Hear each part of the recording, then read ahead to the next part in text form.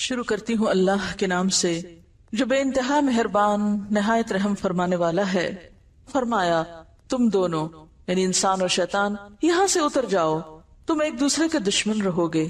اب اگر میری طرف سے تمہیں کوئی ہدایت پہنچے تو جو کوئی میری اس ہدایت کی پیروی کرے گا وہ نہ بھٹکے گا نہ بدبختی میں مبتلا ہوگا، اور جو میرے ذکر سے منہ موڑے گا اس کے لیے دنیا میں تنگ زندگی ہوگی اور قیامت کے روز ہم اسے اندھا اٹھائیں گے۔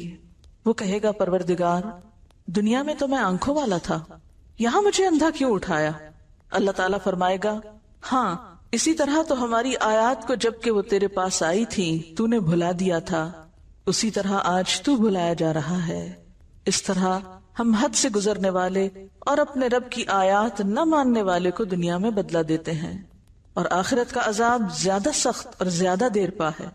وَمَنْ أَعْرَضَ عَنْ ذِكْرِي، جس کسی نے بھی اعراض برتا، غفلت برتی، بے پرواہی برتی، بے نیازی اختیار کی میرے ذکر سے، میری یاد سے، تو میں اس کی سزا اس کو دنیا میں ہی دوں گا۔ فَإِنَّ لَهُ مَعِيشَةً ضَنْكَا، دنیا کی زندگی اس کے لیے تنگ ہو جائے گی، سب کچھ ہوتے ہوئے بھی اس کا دل خوش نہیں ہوگا، اس کا دل گھٹن کا شکار ہوگا۔ اور پھر یہ معیشتاً ضنکا صرف دنیا میں نہیں قبر میں بھی ہوگی۔ قبر کے عذاب میں جو اہم ترین چیز ہے وہ کیا ہے؟ قبر کا تنگ ہونا، تنگی، بھچ جانا۔ تو ایک زندگی یہ دنیا کی زندگی ہے، دوسری زندگی وہ قبر کی زندگی، اور پھر اگلی زندگی حشر کی زندگی ہے۔ وَنَحْشُرُهُ يَوْمَ الْقِيَامَةِ أَعْمَى، قبر سے وہ پھر اندھا ہو کے اٹھے گا، اور اس وقت انسان کہے گا قَالَ رَبِّ لِمَ حَشَرْتَنِي أَعْمَى، کہے گا یا رب تو نے مجھے اندھا کیوں اٹھایا؟ وَقَدْ كُنْتُ بَصِيرًا، میں تو دیکھنے والا تھا، میری آنکھیں تو ٹھیک کام کرتی تھی، یہ سب کیا ہوا؟ میں تو دیکھ سکتا تھا، دنیا میں تو میری بینائی نہیں گئی تھی، یہ آج میری بینائی کیوں چھن گئی؟ آج میری نظر کیوں چلی گئی؟ یہاں مجھے کیوں اندھا اٹھایا گیا؟ تو اس کو وجہ بتائی جائے گی۔ قَالَ كَذَلِكَ أَتَتْكَ آيَاتُنَا فَنَسِيتَهَا وَكَذَلِكَ الْيَوْمَ تُنْسَى، ہاں اسی طرح تو ہماری آیات کو جبکہ وہ تیرے پاس آئی تھی تو نے بھلا دیا تھا۔ ہماری آیات کے بارے میں تم نے اپنی آنکھیں بند کر رکھی تھی، ہماری نشانیاں تجھے نظر نہ آتی تھیں، ہمارے کلام، ہماری یاد، ہماری بات کی طرف توجہ کرنے کا تمہارے پاس وقت ہی نہ تھا، وہ تو تمہاری ترجیحات میں سے ہی نہ تھا۔ وَكَذَلِكَ الْيَوْمَ تُنْسَى، آج تمہاری سزا یہ کہ تم بھی بھلائے جا رہے ہو، تمہارا بھی کوئی پرسان حال نہیں۔ خلاصہ کیا ہے؟ وَكَذَلِكَ نَجْزِي مَنْ أَسْرَفَ، وَكَذَلِكَ نَجْزِي مَنْ أَسْرَفَ، جو بھی حد سے بڑھتا ہے ہم اس کو ایسی ہی جزا دیتے ہیں۔ وَلَمْ يُؤْمِن بِآيَاتِ رَبِّهِ، اور اپنے رب کی آیات کو مانتا نہیں ہے۔ نہ ماننے سے کیا مراد ہے؟ قبول نہیں کرتا، عمل نہیں کرتا۔ وَلَعَذَابُ الْآخِرَةِ أَشَدُّ وَأَبْقَى، اور البتہ آخرت کا عذاب زیادہ شدید اور زیادہ باقی رہنے والا ہے۔ کس کے مقابلے میں؟ دنیا کی معیشت ضنکا کے مقابلے میں۔ تو بات یہ ہے کہ کیا یہ سچی بات ہے؟ ذکر کے بغیر دنیا میں زندگی تنگ ہوتی ہے؟ کیا واقعی آپ کو معلوم، اور صرف معلوم نہیں یقین بھی ہے کہ قیامت کے دن کچھ لوگ اندھے اٹھائے جائیں گے؟ کیا واقعی ایسا ہونے والا ہے؟ اور اگر یہ سچ ہے اور ایسا ہی ہونے والا ہے تو پھر ہمیں صرف اپنی ہی نہیں ان سارے لوگوں کی فکر کرنی ہے جو اللہ کے ذکر سے، اللہ کی طرف سے آئی ہوئی نصیحت سے بالکل اندھے بنے ہوئے ہیں اس زندگی میں، اس دنیا میں۔ یہ اگنور کیے جانے کے لائق بات نہیں، یہ بہت اہم بات ہے۔ تھوڑی دیر کے لیے آنکھیں بند کر کے تصور کریں اس زندگی کا جس میں انسان دیکھ نہیں سکتا، اور یہ تو پھر صرف دنیا ہے جس میں اگر کسی ایک انسان کی بینائی چلی بھی جائے تو بہت سے لوگ مدد کرنے کے لیے موجود ہوتے ہیں۔ اب تو ایسے ادارے بن چکے ہیں، ایسی فاؤنڈیشنز ہیں، ایسے انتظامات ہیں جن سے اس دنیا میں نابینا لوگوں کو بہت سی فیسلٹیز پرووائڈ کی گئی ہیں کہ وہ اپنی زندگی میں انڈیپینڈنٹلی کام کر سکیں، اپنا چلنا پھرنا، حتیٰ کہ پڑھنا لکھنا۔ لیکن قیامت کے دن کون کس کا مددگار ہوگا؟ کون کس کے کام آئے گا؟ اور کیا یہ سچ نہیں کہ من کان فی ہذہ اعمی فہو فی الآخرۃ اعمی واضل سبیلا، جو شخص اس دنیا میں اندھا بن کے رہا، اس نے آنکھیں نہ کھولی، اس نے اس ذکر کو نہیں پڑھا، اس نے اللہ کو یاد نہیں کیا، تو قیامت کے دن بھی وہ اندھا ہی اٹھایا جائے گا، اور بھی زیادہ راستے کے اعتبار سے بھٹکنے والا ہوگا، اس کو راستہ ہی نہیں ملے گا۔ کیا واقعی یہ ایسی آیت ہے کہ جس پر انسان غور کیے بغیر گزر جائے اور جس پر عمل کرنے کی کوئی تدبیر نہ سوچے. لہذا بے حد ضروری معلوم ہوتا ہے کہ ہم ان آیات کی روشنی میں ذکر کے معنی کو بھی سمجھیں اور پھر ذکر کے بارے میں جو ہمارے دین میں ہمیں تعلیمات دی گئی ہیں اس کی روشنی میں اپنے عمل اور اپنے کردار کا بھی جائزہ لیں کہ کہیں ایسا تو نہیں کہ ہم قرآن پڑھتے ہوئے بھی، ہم ذکر کرتے ہوئے بھی اللہ کو یاد ہی نہ کرتے ہوں. تو آج ہم گفتگو کریں گے ذکر کی حقیقت کے بارے میں کہ ذکر کیا چیز ہے، ذکر کیسے کرنا چاہیے، ذکر کی کتنی قسمیں ہیں، اور پھر سب سے اہم بات ذکر کا اصل مفہوم کیا ہے، ذکر کی روح کیا ہے، اور اس ذکر کا جو قرآن کی شکل میں ہے حق کیسے ادا کیا جائے، اس کے لیے آنکھوں کو کیسے کھولا جائے کہ قیامت کے دن بھی دیکھنے والوں میں سے اٹھے. قرآن پاک کی ایک سورت ہے سورت الاعلی، اس میں اللہ سبحانہ وتعالی فرماتے ہیں قد افلح من تزکا وذکر اسم ربہ فصلی بل تؤثرون الحیاۃ الدنیا والآخرۃ خیر وابقی ان ھذا لفی الصحف الاولی صحف ابراہیم و موسیٰ. کیا معنی ہے اس آیت کا؟ قد افلح، یقیناً فلاح پا گیا، کامیاب ہو گیا. کون؟ من تزکا، جس نے اپنا تزکیہ کر لیا، اپنے دل کا، اپنے خیالات کا، اپنے اخلاق کا، اپنی عادات کا تزکیہ کر لیا، اس میں سے قبیح چیزیں نکال پھینکی. وذکر اسم ربہ، اور اپنے رب کا نام یاد کرتا رہا، یعنی اپنے رب کی یاد اختیار کی، ذکر کیا. فصلی، پھر نماز بھی پڑھی. لیکن کچھ لوگوں کے پاس ان تینوں چیزوں کے لیے وقت نہیں جو کہ ان کو کامیابی کی طرف لے جانے والی ہیں. قد افلح من تزکا، نہ تزکیے کے لیے وقت ہے، وذکر اسم ربہ، نہ ذکر کا وقت ہے، نہ ذکر کی طرف دھیان ہے، فصلی، اور نہ نماز ہی کی طرف توجہ ہے. کیوں؟ اس لیے کہ بل تؤثرون الحیات الدنیا، بلکہ تم دنیا کی زندگی کو ترجیح دیتے ہو. دنیا کی محبت کی وجہ سے تم اپنے ان فرائض کو بھولے ہوئے ہو جن پر تمہاری کامیابی کا انحصار ہے. والآخرۃ خیر وابقی، اور تمہیں یہ بھی بھول گیا ہے کہ آخرت زیادہ اچھی جگہ ہے اور زیادہ باقی رہنے والی ہے. اس دنیا کی نسبت وہ گھر جو ہمیں کل ملنے والا ہے وہ زیادہ اچھا گھر ہے. ان ھذا، یقیناً یہ باتیں لفی الصحف الاولی، پہلے صحیفوں میں بھی موجود ہیں. اس سے کیا پتہ چلتا ہے کہ کامیابی کے یہ اصول ابدی ہیں. ابدی کا کیا معنی ہوتا ہے؟ ہمیشہ سے، ان میں کوئی شک نہیں. ہر دور میں یہی باتیں پیغمبرانہ تعلیم کا حصہ رہی ہیں، اور خاص طور پر صحف ابراہیم و موسیٰ، ابراہیم اور موسیٰ علیہ السلام کی تعلیمات، ان کی کتابوں اور ان کے صحیفوں میں بھی یہی باتیں تھیں. یعنی ساری تعلیمات کا نچوڑ یہی ہے. تو گویا دین کی تعلیم یہی ہے. پہلی چیز کہ تزکیہ نفس ہو، تزکیہ قلب ہو، تزکیہ اخلاق ہو. کس لیے یہ ساری صفائی، یہ اہتمام؟ آپ گھروں کی صفائی کیوں کرتے ہیں؟ ڈیکوریشن کیوں کرتے ہیں؟ ہر چیز کو کیوں تیار کرتے ہیں؟ کسی خاص مہمان نے آنا ہوتا ہے. دلوں کا تزکیہ کس لیے؟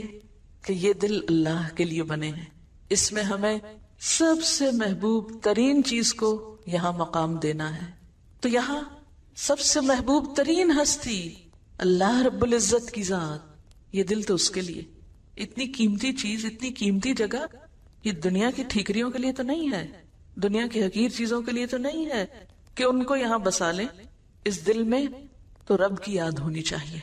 جب تزکیہ ہوتا ہے اور رب دل میں آتا ہے تو پھر ہو نہیں سکتا کہ ہر دم رب کا نام اور رب کی یاد اور رب کا ذکر نہ ہو. کبھی ایک شکل میں، کبھی دوسری شکل میں، کبھی تیسری شکل میں. اس کی شکلیں اور صورتیں مختلف ہو سکتی ہیں. کہیں وہ ذکر نماز کی شکل میں ہوگا، کہیں وہ ذکر دل ہی دل میں ہوگا، کہیں وہ ذکر زبان پر ہوگا، کہیں وہ قرآن کی شکل میں ہوگا. لیکن یہ نہیں ہو سکتا کہ ایسے شخص کی زندگی پھر اپنے رب کی یاد سے خالی ہو جائے. یہ نہیں ہو سکتا. اور جب یہ خصوصیات انسان کے اندر حقیقی معنوں میں آتی ہیں تبھی اس کا دل اس دنیا کی بجائے آخرت کا چاہنے والا ہو جاتا ہے. جب بھی پھر اس کی نمازیں بنتی ہیں. فصلی، اور نماز ہے کیا؟ اقم الصلاۃ لذکری، نماز تو ہے ہی اللہ کی یاد کے لیے، اللہ کے ذکر کے لیے. ایسے لوگوں کو پھر خود بخود نماز میں لطف آنے لگتا ہے، وہ نماز کی طرف دوڑتے ہیں. فَسَعُوا إِلَىٰ ذِكْرِ اللَّهِ فَفِرُّوا إِلَى اللَّهِ، پھر وہ سستی کے مارے تاخیر کر کے نماز نہیں پڑھتے جیسے منافقین پڑھتے ہیں. وَإِذَا قَامُوا إِلَى الصَّلَاةِ قَامُوا كُسَالَىٰ يُرَاءُونَ النَّاسَ وَلَا يَذْكُرُونَ اللَّهَ إِلَّا قَلِيلًا.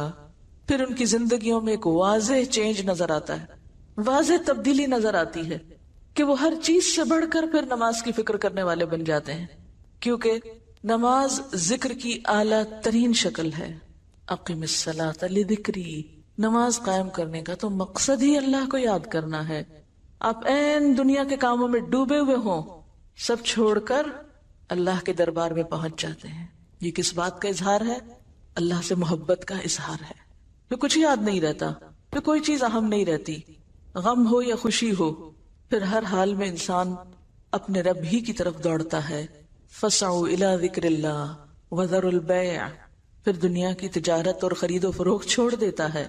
تو بہرحال یہ وہ بنیادی تعلیمات ہیں جو تمام پیغمبرانہ صحیفوں میں ہیں، اور تمام انبیاء کا مقصد کیا تھا آنے کا، کہ وہ انسانوں کو اللہ سے جوڑیں. کیونکہ ان آیات میں بھی کیا بتایا گیا؟ فَإِمَّا يَأْتِيَنَّكُم مِّنِّي هُدًى فَمَنِ اتَّبَعَ هُدَايَ. پہلے آپ دیکھیے جمع کا صیغہ استعمال کیا گیا کہ اگر تم سب کے پاس میری طرف سے ہدایت آئے، کیونکہ پیغمبر تو سب کے لیے ہوتے ہیں نا، اور خاص طور پر نبی صلی اللہ علیہ وسلم تو رحمت للعالمین ہیں. یا ایھا الناس انی رسول اللہ الیکم جمیعا وما ارسلناک الا کافۃ للناس، سارے انسانوں کے لیے. لیکن پھر سارے انسانوں میں سے جب عمل کا وقت آتا ہے تو ہر ایک کے لیے دین اپنی اپنی جگہ اہم ہو جاتا ہے. فمن، تو اب یہاں اکیلے اکیلے کی بات ہے، اور اتبع بھی سنگولر ہے. فمن اتبع، تو جس نے پیروی کی. یہ نہیں کہ میرا سارا خاندان پیروی کرتا رہے اور میں نہ کروں تو مجھے کوئی فائدہ نہیں. فمن اتبع، جس نے بھی پیروی کی، ہدایا، میری ہدایت کی، فلا یضل، تو وہ بھٹکے گا نہیں، گمراہ نہیں ہوگا، ولا یشقا، اور نہ مصیبت میں پڑے گا، نہ وہ بدبخت ہوگا. پھر بات آ جاتی انڈیویجولز پر، ایک ایک کو اپنا حساب دینا ہے، تنہا، اکیلے. اور پھر آگے بھی ومن اعرض عن ذکری، جس کسی نے بھی اعراض برتا، غفلت برتی، بے پرواہی برتی، بے نیازی اختیار کی میرے ذکر سے، میری یاد سے، تو میں اس کی سزا اس کو دنیا میں ہی دوں گا، اس کی سزا کا آغاز دنیا میں ہی کر دوں گا. کیا ہوگا؟ فإن له معیشۃ ضنکا، دنیا کی زندگی اس کے لیے تنگ ہو جائے گی، وہ گھٹن کا، ڈپریشن کا، پریشانیوں کا شکار ہو جائے گا. سب کچھ ہوتے ہوئے بھی اس کا دل خوش نہیں ہوگا، اس کا دل گھٹن کا شکار ہوگا. اور پھر یہ معیشت ضنکا صرف دنیا میں نہیں، قبر میں بھی ہوگی. قبر کے عذاب میں جو اہم ترین چیز ہے وہ کیا ہے؟ قبر کا تنگ ہونا، تنگی، بھچ جانا. نبی صلی اللہ علیہ وسلم جب عذاب قبر کے بارے میں سکھا اور سمجھا رہے تھے تو آپ نے اپنے دونوں ہاتھوں کو ایک دوسرے میں ڈال کے بتایا کہ قبر پھر اتنی تنگ ہوگی کہ ایک پسلی دوسرے میں یوں گھس جائے گی.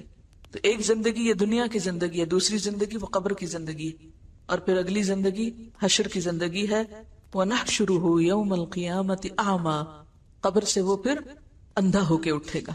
تو بات یہ ہے کہ اگر ذکر یا اللہ کی یاد ہماری کامیابی کے لیے ضروری ہے، دنیا کے سکون کے لیے بھی، کیونکہ الا بذکر اللہ تطمئن القلوب، سنو اللہ کے ذکر سے دل اطمینان پاتے ہیں. دلوں کے لیے ذکر کے علاوہ کسی اور چیز میں چین نہیں. مثلا آپ اپنی زبان کے ذائقے کے لیے مزے مزے کے کھانے کھاتے ہیں، تب زبان کو مزہ آتا ہے. اگر آپ زبان پر اچھے کھانے کی بجائے سونے کی ڈلی رکھ دیں، ہیرے کا ٹکڑا رکھ دیں، کیا ہوگا؟ زبان کو مزہ نہیں آئے گا.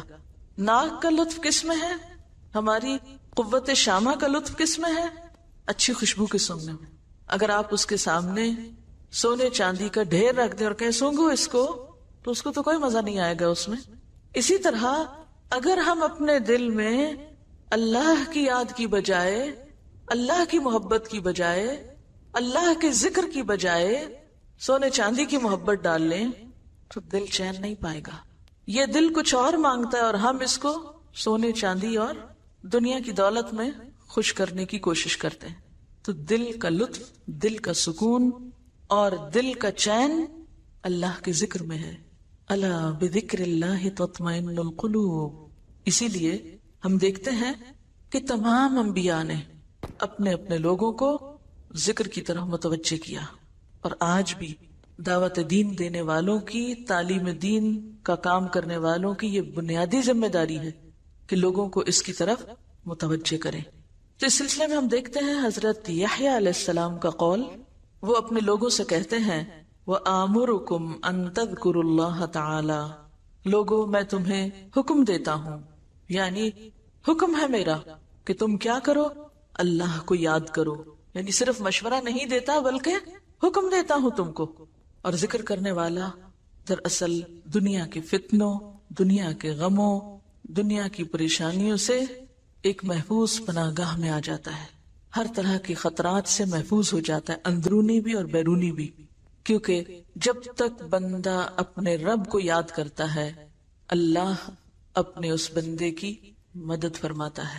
امام ابن القیم کہتے ہیں کہ ذکر کرنے والے کی مثال ایسے ہی ہے جیسے وہ شخص جس کے پیچھے جلدی سے دشمن چڑھ دوڑے. یعنی اس کے پیچھے کوئی دشمن لگا ہوا ہو. ذرا تصور کریں کہ کوئی پیچھے لگا ہوا آپ کے اور پکڑنے لگا آپ کو. کون ہے دشمن؟ کھلا دشمن، سب جانتے ہیں. کیا وہ کبھی کبھی پیچھے لگتا ہے؟ ہر وقت لگا ہوا ہے اور ہمیں پتہ ہی نہیں، اور ہم اس کا نشانہ بنے ہوئے ہیں، لٹ رہے ہیں اس کے ہاتھوں.